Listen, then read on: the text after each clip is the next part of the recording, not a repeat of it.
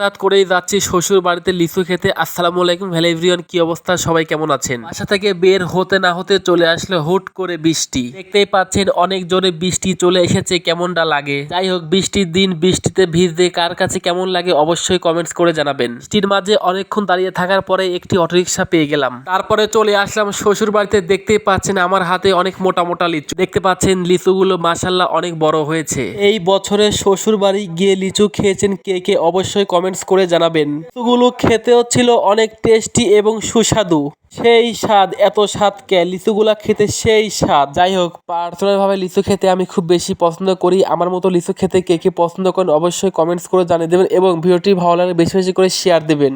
লিচু খাওয়ার পর্ব শেষ। এই যে দেখতে পাচ্ছেন আম গাছ, এখন আম গাছ থেকে আম পেড়ে খাবো। শুধু লিচু খেলে তো হবে না, আমও খেতে হবে।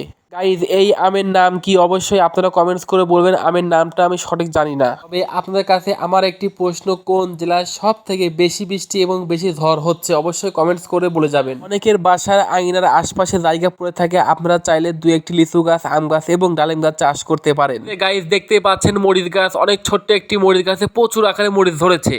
যাই হোক, আপনারা যদি টাটকা টাটকা মরিচ খেতে চান তাহলে অবশ্যই বাসার আঙিনায় দুই একটি মরিচ গাছ লাগান, তাও টাটকা মরিচ খেতে পারবেন।